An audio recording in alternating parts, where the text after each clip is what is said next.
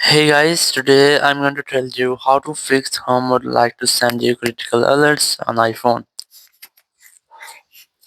If you are using any iPhone and your screen has been stuck on this pop-up message that you see an issue, home would like to send you critical alerts.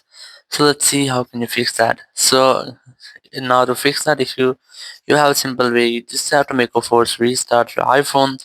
Now to do that, you have to quickly press on its volume up, then volume down, then press and hold your power button and wait for your phone until your screen goes fully black.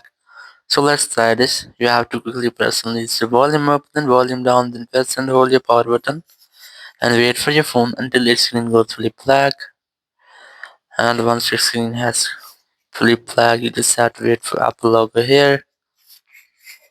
Once you get the Apple logo, you have to release the button and wait for your phone until it restarts. After restarting, you have to unlock your phone and check if your issue has been fixed or not. So it might be your issue will be fixed, or if it's still not fixed, so you have to make a force restart again.